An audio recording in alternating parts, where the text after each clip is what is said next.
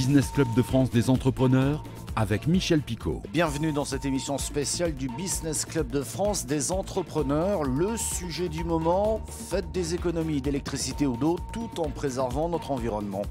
Mais comment en est-on arrivé là ? Alors que dans nos territoires, de nombreux projets, voire initiatives, voire réalisations concrètes existent et démontrent que nous sommes déjà capables, avec des solutions nouvelles ou existantes, de gérer mieux l'énergie dans notre pays. Et si les bonnes pratiques des uns pouvaient devenir de bonnes pratiques pour les autres et ainsi peut-être, grâce à nos PME dans nos territoires, relever ensemble un défi national. Quelques exemples dans nos territoires, c'est parti. Pour commencer, nous partons à Pleuville en Charente, où la SCOP STPR, spécialisée notamment dans les travaux publics, est parvenue à développer une solution de gestion de l'électricité photovoltaïque en autoconsommation. Un reportage de cette image. Installé au cœur d'Esther, Pôle ENR rayonne largement en Nouvelle-Aquitaine. Accompagné par Elsmart Grid, nous voici sur le site d'une SCOP des travaux publics qui a pris en compte sa consommation d'énergie. On s'auto-force à penser aux énergies renouvelables et à améliorer notre bilan. Alors ça a toujours été un peu dans notre ADN depuis que j'ai pris la gestion de l'entreprise, c'est-à-dire que quand on a créé ce dépôt-là il y a maintenant 12 ans, on a mis les cuves de récupération d'eau de pluie pour laver le matériel, on a mis des premiers panneaux pour le ballon d'eau chaude, pour les douches et les lavabos. Et ça c'est pour le point de départ, aujourd'hui à l'arrivée, une véritable centrale photovoltaïque. Oui, c'est un local technique qui est consacré à la fois au photovoltaïque et au stockage. Et l'énergie, elle arrive des modules solaires jusqu'à cet onduleur où il transforme le courant continu en courant alternatif. Et quand on a une production qui est supérieure à la consommation, il y a un petit ordinateur qui le détecte dans le tableau général électrique et qui envoie l'ordre de stocker l'énergie pour plus tard. C'est ce qui se fait dans cette partie de l'installation. Sur ce site, donc 23 kg en toiture de panneaux solaires, un onduleur de 20 kg, du stockage, 48 kg de stockage, 3 bornes de charge de voitures qui pourra évoluer au fil des années vers plus de voitures électriques. Peut-être le bâtiment s'agrandira, remettre des panneaux, il n'y a aucun souci, c'est évolutif. Alors ici, nous pouvons stocker 48 kWh d'énergie électrique. Et chaque module de batterie, il fait 4,8 kWh. Et à l'intérieur de chaque module, il y a 14 cellules de 14 petites batteries qui sont regroupées entre elles. Qu'est-ce que ça donne comme autonomie à l'entreprise, une réserve comme celle-là ? Ça dépend. ça dépend des moments de l'année. Il y a des journées d'été où l'entreprise vit en totale autonomie, enfin même plusieurs journées de l'été où l'entreprise ne demande pas 1 kWh au réseau public de distribution. Il y a des jours très nuageux de l'hiver où le stockage va apporter une autonomie de 2-3 heures supplémentaires après le coucher du soleil. Donc c'est variable en fonction de la saison. Parce que forcément on produit plus d'énergie l'été que l'hiver et c'est variable en fonction de la consommation d'énergie du site. Et il y a certains moments de l'année où on allume plus d'appareils sur le site que d'autres. À Chavelot, dans les Vosges, le transporteur MGE a inauguré sa station HVO, comprenait huile végétale hydrotraitée. C'est un biocarburant fabriqué à partir de déchets comme la graisse animale ou encore l'huile de cuisson et qui émet environ 80% de CO2 de moins que le diesel classique. C'est la première grande étape dans la stratégie de décarbonation du groupe MGE qui a investi pour cela 50 millions d'euros et qui va continuer de le faire jusqu'en 2028. Un reportage de Vosges TV. Le traditionnel ruban est un premier plein, beaucoup moins traditionnel pour le coup, mais parfait pour illustrer l'inauguration de cette station chez le transporteur MGE à Chavelot ce jeudi matin. Ancienne station de gasoil convertie en station HVO, comprenait huile végétale hydrotraitée, un biocarburant fabriqué à partir de déchets comme la graisse animale ou l'huile de cuisson et qui émet environ 80% de CO2 de moins que le diesel fossile. C'est la première grande étape dans la stratégie de décarbonation du groupe MGE qui doit investir pour cela 50 millions d'euros d'ici 2028. 50 millions d'euros d'investissement en renouvellement, en installation technique, c'est l'accélération sur le transport intermodal. Mais je dirais que c'est le prix à payer pour être demain encore sur le marché et d'être, quand on sera en 2028, le plus fiable possible, le plus vertueux possible. C'est-à-dire qu'il faut qu'on donne envie, tout simplement. Il faut que notre clientèle ait toujours envie de travailler avec nous. Mais ce qui est clair, c'est qu'aujourd'hui, on dispose de certains outils. Donc on peut engager le mouvement de décarbonation maintenant. Je pense qu'il ne faut plus attendre. C'est un devoir moral pour un chef d'entreprise. 3 autres stations comme celle-ci seront bientôt converties pour couvrir les différents sites du groupe à travers la France. Ce dernier a notamment testé le gaz naturel liquéfié, le gaz naturel comprimé, mais en attendant d'autres avancées technologiques.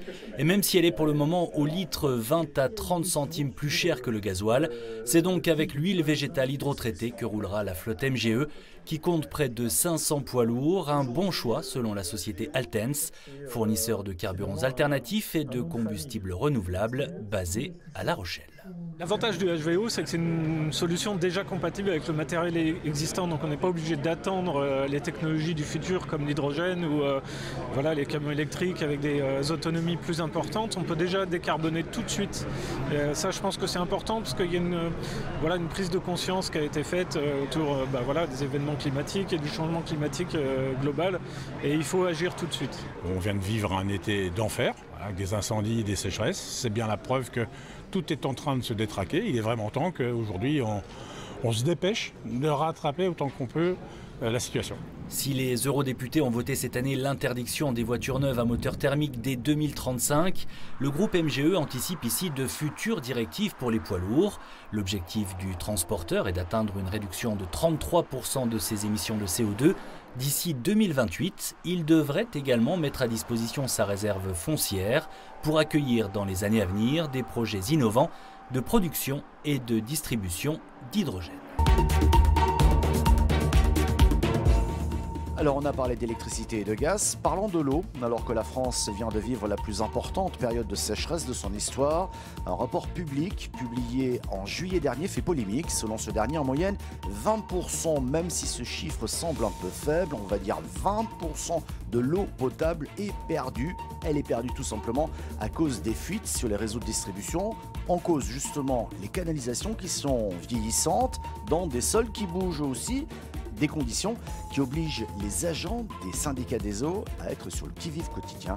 Un reportage à Morange de Moselle TV. Tous les matins, c'est la même routine pour Pierre. À chacune de ses prises de poste, il scrute les statistiques du réseau sur les dernières 24 heures. Je regarde ce qui est sorti du forage. Ça va me servir à, si j'ai des consommations anormales, d'aller chercher une fuite. Grâce à un logiciel, Pierre affine ensuite ses recherches. À Morange par exemple, chaque quartier dispose d'un compteur qui va lui permettre de retracer la consommation quart d'heure par quart d'heure. Justement, certains chiffres viennent de l'interpeller. À 4 heures du matin, normalement les gens ils dorment. J'arrive à 0,8 m3 et à 4h15, 1,2. Au vu de ces statistiques, l'agent va vérifier de ses propres yeux s'il y a une fuite dans le quartier concerné. Après avoir ouvert l'accès au réseau à 2 endroits différents, Pierre va se servir de cet appareil, un corrélateur.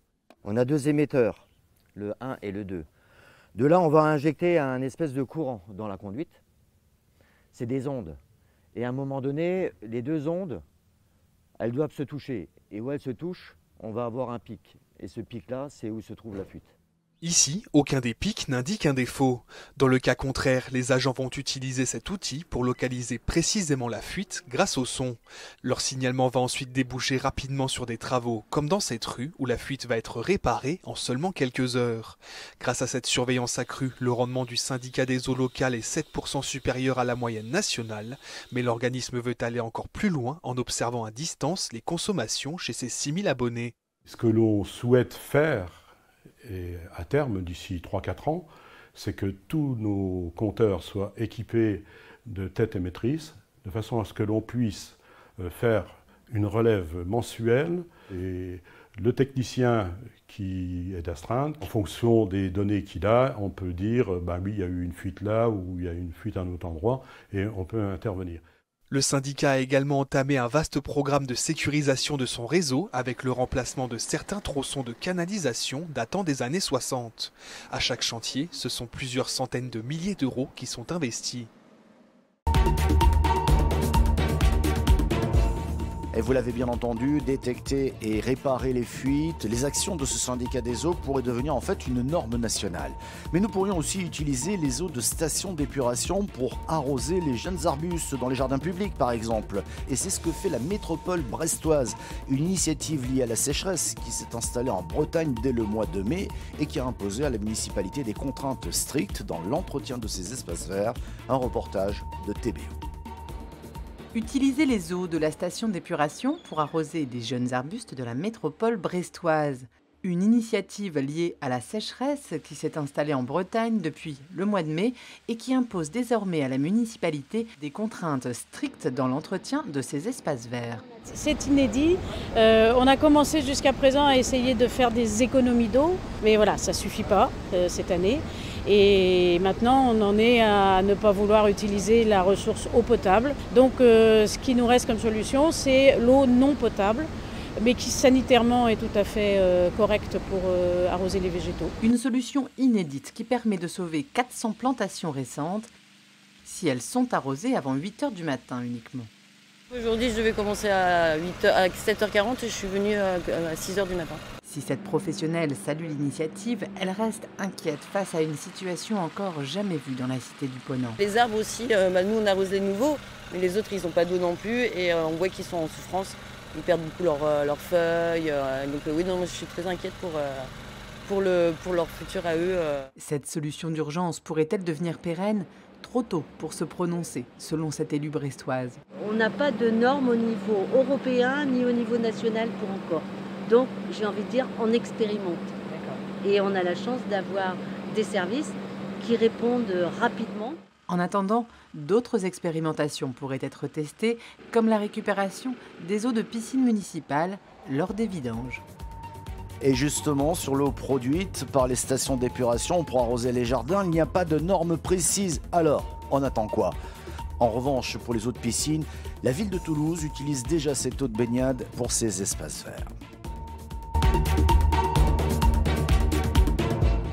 Voilà, en France, on n'a peut-être pas de pétrole, comme disait l'autre, mais en tout cas, on a des idées et on pourra aller encore plus loin. Merci de votre fidélité. Cette émission est disponible en audio podcast, mais aussi sur certaines radios et bien entendu en version vidéo sur le site de votre télévision locale. Merci de votre fidélité et à la semaine prochaine.